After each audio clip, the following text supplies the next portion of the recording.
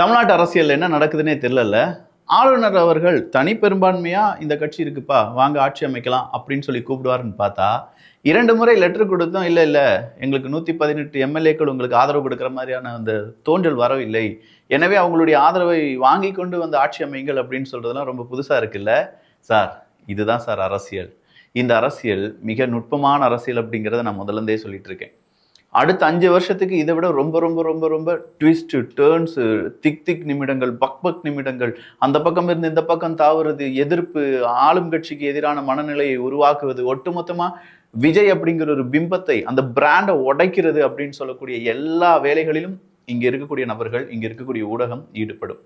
இதை எப்படி தடுக்க போறீங்க அப்படிங்கிறது ஒரு பெரும் கேள்வி. இதுல எப்படி மக்களை பாதுகாத்து உங்களை நீங்களே தற்காத்துக் கொள்ள போகிறீர்கள் அப்படிங்கிறது தாவேகா முன்னாடி நாம வைக்கக்கூடிய கேள்வி. ஸோ இதுக்கெல்லாம் தான் நம்ம தயாராக வேண்டும் அப்படின்னு சொன்னேன். ஏன்னா எதிர்த்து நின்றது அப்படிங்கிறது ஒரு சாதாரண கட்சியெல்லாம் கிடையாது. 2 பேரை அடிச்சு முன்னாடி வந்து முதல் இடத்துல வந்து நிற்கிறாரு தாவேகாவினுடைய தலைவர் விஜய் அப்படின்னு சொல்றது ஒரு ஒத்த வரி செய்தி கிடையாது. அது ஒரு வரலாற்று, ஒரு சகாப்தத்தின் முடிவு, ஒரு பேட்டர்ன் அப்படின்னா எப்படின்னா எப்பவுமே அவங்க இல்லாட்டி இவங்க, அவங்க இல்லாட்டி இவங்க, இந்த ஒரு பேட்டர்ன்லயே போயிட்டு இருந்தாங்க தமிழக மக்கள். 3வது ஒரு அணி உருவாகும், கொஞ்சம் ஓட்டுக்களை வாங்கும், மறுபடியும் 2 கட்சிகள் ஏதாவது ஒரு கட்சியில போய் ஐக்கியமாயிருவாங்க, ஒரு ராஜ்யசபா எம்பி கிடைக்கும், இல்லாட்டி வேற ஏதாவது ஒரு சின்ன ஒரு பதவி கிடைக்கும், அப்படியே முடிச்சு விட்டுருவாங்க. ஸோ இந்த 60-70 வருஷமா இல்லாத ஒரு விஷயம் தமிழ்நாட்டில் நடந்திருக்கு. அதை எப்படி அந்த 2 கட்சிகளால் தாங்க முடியும்? அதை எப்படி அந்த 2 கட்சிகளையும் ஆட்டு வைக்கக்கூடிய சக்திகளால் தாங்க முடியும்? 2 கட்சிகள் இல்லாம 3வது ஒரு கட்சியா தமிழ்நாட்டில் வெற்றி பெற முடியும் அப்படின்னு சொல்லி சாதித்து காண்பித்த தாவேகாவுக்கு சர்வசாதாரணமா இருக்குமா? கிடையாது. அது ரொம்ப பெருசா இருக்கும். அதுக்கான பேசிக் பிகினிங் ஸ்டேஜ் தான் இது. இது ஆழமான அரசியல் சதுரங்கம்.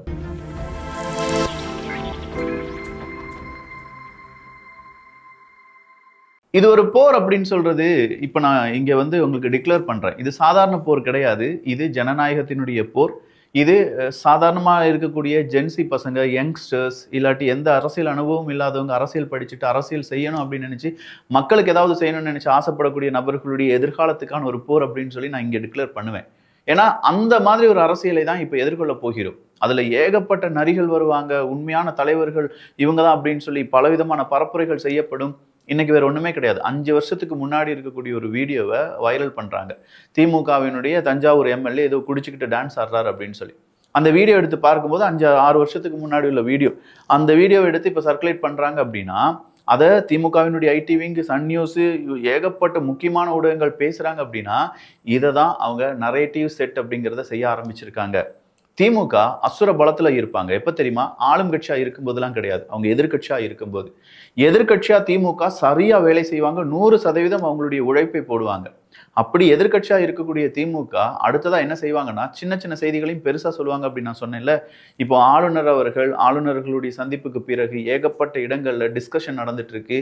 அதுல விசிக, கம்யூனிஸ்ட் கட்சிகள் தாவேகாக்கு ஆதரவு கொடுப்பாங்களா இல்லையா அப்படிங்கிற ஒரு கேள்வி வரும்போது, திருமாவளவன் அவர்கள் சொல்றாங்க, இல்ல நாங்க ஆலோசனை பண்ணி தான் எந்த முடிவும் எடுக்க முடியும். எங்களுக்கு ஆட்சியிலும் பங்கு, அதிகாரத்திலையும் பங்கு தாராங்கன்னு சொன்ன உடனே நாங்க அதை நம்பி அங்க போயிருவோமா? கிடையாது. எங்களுடைய எதிர்காலத்தையும் எதிர்நோக்கி தான் நாங்க அங்கெல்லாம் போக முடியும் அப்படின்னு சொல்றாங்க.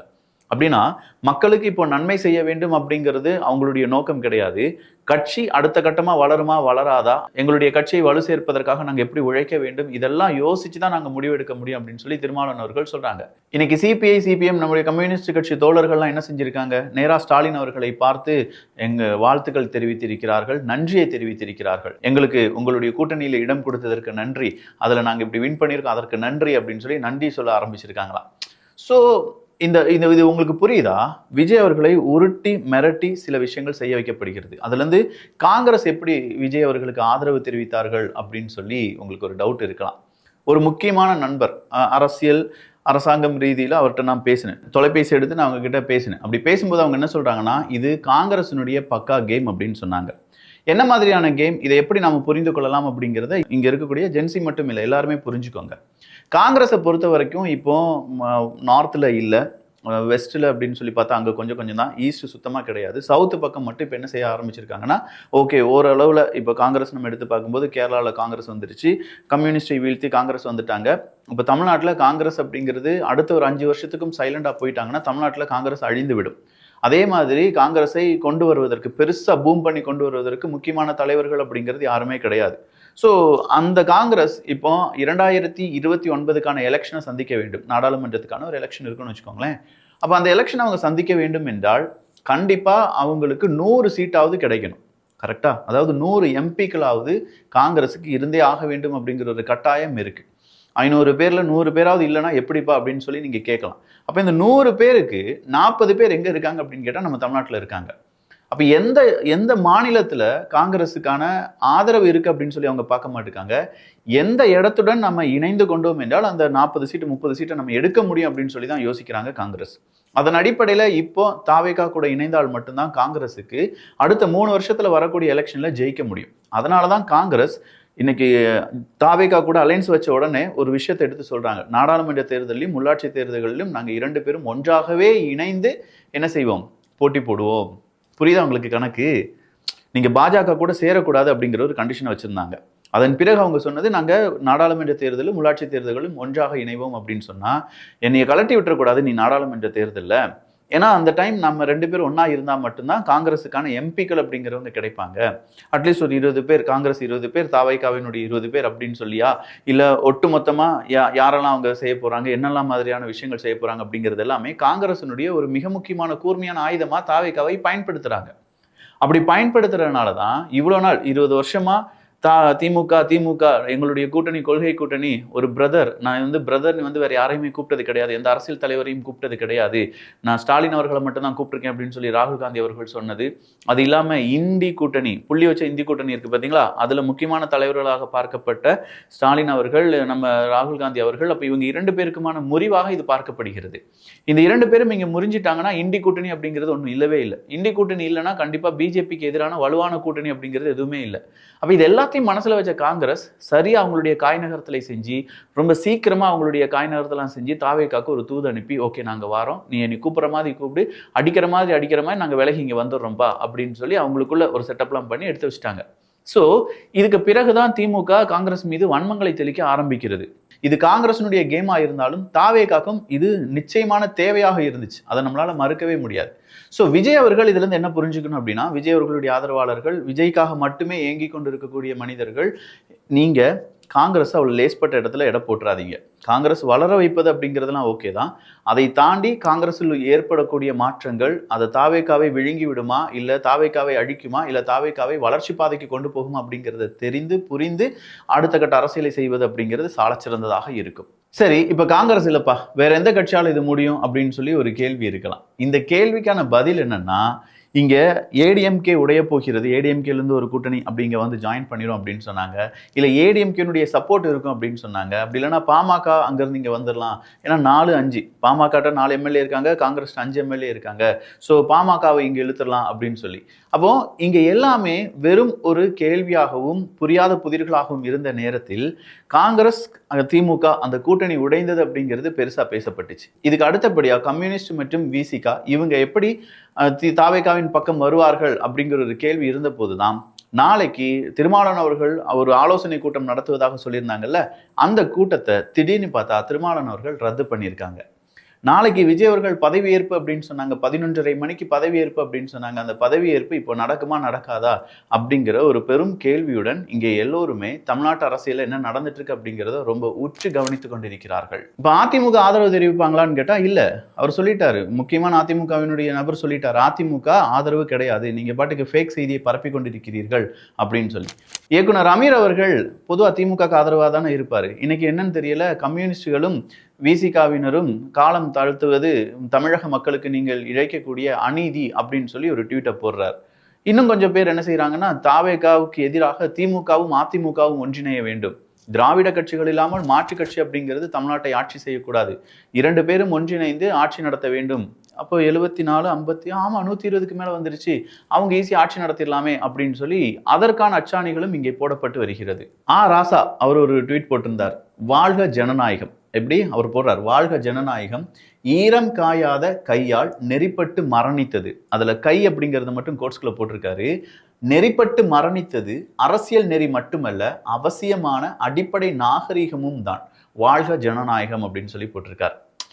அடிச்சிட்டாங்க, எங்களை அடிச்சிட்டாங்க, எங்க முதுகுல குத்திட்டாங்க, வாழ்க்கை ஜனநாயகம் அப்படிங்கிறது தான் இதுக்கான அர்த்தம். வேற ஒன்றும் அதிகமாலாம் யோசிக்க வேண்டாம். இதை விட இந்த புதுகை அப்துல்லா அப்படிங்கிற மாதிரியான நபர்கள் என்ன சொல்லி போட்டிருக்காங்கன்னா, இதே புதுகை அப்துல்லா அந்த 5 வருஷத்துக்கு முன்னாடி இருக்கக்கூடிய வீடியோலாம் போட்டு, என்னையா தாவேக்காரங்க இப்படி இருக்கீங்க, டகால்ட்டி வேலையெல்லாம் பண்ணிட்டு இருக்கீங்கப்பா, பழைய வீடியோலாம் எடுத்து எம்பிக்கள் வர ஷேர் பண்றாங்கன்னா பார்த்துக்கோங்க, தாவேக்கா மேல எவ்வளவு வன்மத்துடன் இருப்பார்கள் அப்படின்னு சொல்லி.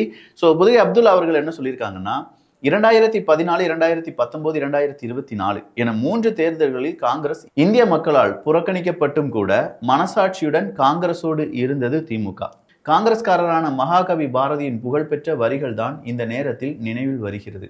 சீ, நாயும் பிழைக்குமா இந்த பிழைப்பு அப்படின்னு சொல்லி காங்கிரஸ்காரங்களை நாயை விட கேவலமா பேசியிருக்காரு புதுகை அப்துல்லா அப்படிங்கிறத இங்க நம்ம பார்க்க முடிகிறது. சரி, இப்ப எல்லாரும் என்ன தெரியுமா உருட்டுறாங்க, ஸ்டாலினே தோத்துட்டார், இதுக்கு மேல இந்த தமிழ்நாட்டில் என்ன நடக்க வேண்டும், காமராஜரை தோற்கடித்தீர்கள், ஸ்டாலின் அவர்களை தோற்கடித்தீர்கள் அப்படின்னு சொல்லி ஸ்டாலின் அவர்களையும் காமராஜர் அவர்களையும் ஒரே தட்டில் வச்சு என்ன செய்யறாங்க, நிறைய பேர் எடை போட்டு பார்த்துட்டு இருக்காங்க.